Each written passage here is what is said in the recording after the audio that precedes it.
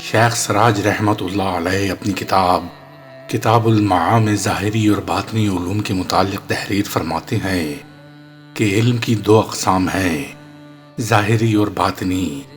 جب تک اس کا تعلق زبان و اعضاء سے ہوتا ہے اسے علم ظاہر سے تعبیر کرتے ہیں اور اس کا نام شریعت ہے۔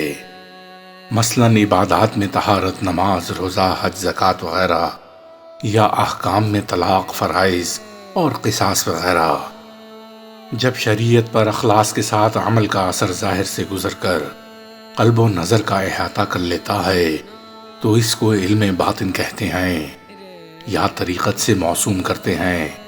یہاں عبادات و احکام کی بجائے مقامات و احوال کی اصطلاحات رائج ہیں، مثلاً تصدیق قلبی، اخلاص، صبر، تقوی، توکل، محبت اور عشق وغیرہ، اور اس تفریق کی سند قرآن مجید سے ملتی ہے۔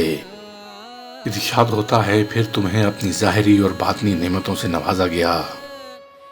حدیث جبریل سے طریقت کی اصل ثابت ہے جو بخاری اور مسلم کی روایت سے مشکوٰۃ شریف کے شروع میں کتاب الایمان میں منقول ہے، جس کے ایک حصے کے مبارک الفاظ یہ ہیں۔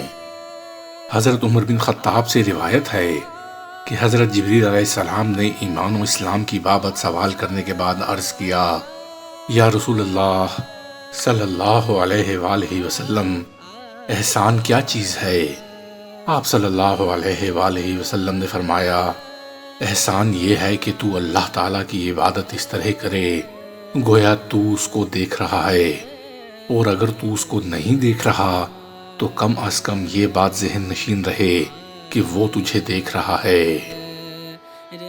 حضرت امام ربانی مجدد الفسانی شیخ احمد سرہندی ارشاد فرماتے ہیں، شریعت اور طریقت بالکل ایک ہی ہیں، ایک دوسرے سے جدا نہیں، فرق صرف اجمال و تفصیل اور استدلال و کشف کا ہے۔ ظاہری علوم شریعہ اجمال اور استدلال پر مبنی ہیں، جبکہ طریقت کا دار و مدار مشاہدہ اور کشف پر ہے۔ ان باطنی علوم کا تعلق تفصیلی علوم سے ہے۔ ایک شخص نے خواجہ خواجگان حضرت بہاؤالدین نقشبند بخاری رحمت اللہ علیہ سے پوچھا کہ سیر و سلوک سے کیا مراد ہے؟ آپ نے ارشاد فرمایا، یہ کہ اجمالی معرفت تفصیلی ہو جائے اور جو امر عقلی یا نقلی دلیل سے سمجھا جائے وہ کشف و مشاہدے میں آ جائے۔ ایک دوسرے مقام پر آپ نے فرمایا، علماء اور صوفیاء کے درمیان اتنا ہی فرق ہے کہ علماء استدلال اور علم سے جانتے ہیں اور صوفیاء کشف اور ذوق سے پا لیتے ہیں۔ حضرت جنید بغدادی رحمت اللہ علیہ فرماتے ہیں، ہمارا سارا طریقہ کتاب اللہ اور سنت رسول صلی اللہ علیہ وآلہ وسلم کا پابند ہے۔ جو شخص کلام الہی اور احادیث رسول کا عالم نہیں، طریقت میں اس کی تقلید درست نہیں، کیونکہ علم سلوک کا ماخذ قرآن و حدیث ہیں۔ حضرت شیخ شہاب الدین سہروردی رحمت اللہ علیہ اپنی کتاب عارف المعارف میں فرماتے ہیں، تصوف نام ہے قولاً اور فعلاً ہر حیثیت سے اتباع رسول صلی اللہ علیہ وآلہ وسلم کا، اور اس پر مداومت سے جب اہل تصوف کے نفوس مقدس ہو جاتے ہیں، حجابات اٹھ جاتے ہیں اور ہر شے میں اتباع رسول صلی اللہ علیہ وآلہ وسلم ہونے لگتا ہے تو حق تعالیٰ ان سے محبت کرنے لگتا ہے۔ حضرت شیخ علی حجویری رحمت اللہ علیہ فرماتے ہیں، صوفی وہ ہے جو اپنے نفس سے فانی ہو کر حق میں زندہ اور باقی ہو جائے اور مادیت سے گزر کر حقیقت تک رسائی حاصل کر لے۔ حضرت حاتم اصم رحمت اللہ علیہ سے لوگوں نے پوچھا کہ آپ کے دل میں خواہشات پیدا نہیں ہوتی؟ آپ نے فرمایا، میری سب سے بڑی خواہش یہ ہوتی ہے کہ رات ہونے تک دن خیر سے گزر جائے۔ لوگوں نے کہا، دن تو خیریت سے گزرتے ہی رہتے ہیں۔ فرمایا کہ میں خیریت اسے کہتا ہوں کہ اس روز معاصی کا ارتکاب نہ ہو۔ غوث اعظم حضرت شیخ عبد القادر جیلانی رحمت اللہ علیہ نے فرمایا، صوفی وہ ہے جو اپنے مقصد کی ناکامی کو خدائے تعالیٰ کا مقصد جانے، جو اپنی مراد کو مراد حق کے تابع کر دے اور ترک علائش دنیا کر کے مقدرات کی موافقت کرنے لگے، یہاں تک کہ وہ خادم بنے اور آخرت سے پہلے ہی دنیا میں وہ فائز المرام ہو جائے، تو ایسے شخص پر خدا کی جانب سے سلام آنے لگے گا اور اس پر سلامتی نازل ہونے لگتی ہے۔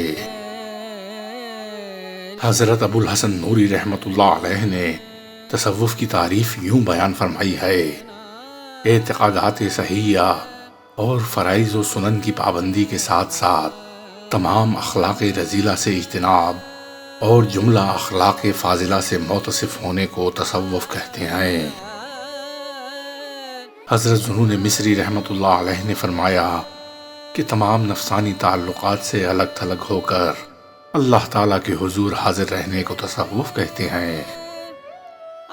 حضرت جنید بغدادی رحمت اللہ علیہ نے فرمایا کہ نفس کو لوازم عبودیت کی مشق کرانا ہی تصوف ہے۔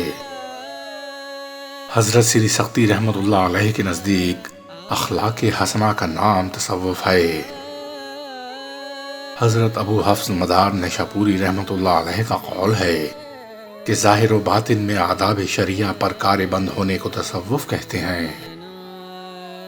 حضرت داتا گنج بخش رحمت اللہ علیہ کے قول کے مطابق اخلاق و معاملات کو مہذب بنانے اور اپنے باطن کو شرک و کفر کی آلودگیوں اور نجاستوں سے پاک کرنے کا نام تصوف ہے۔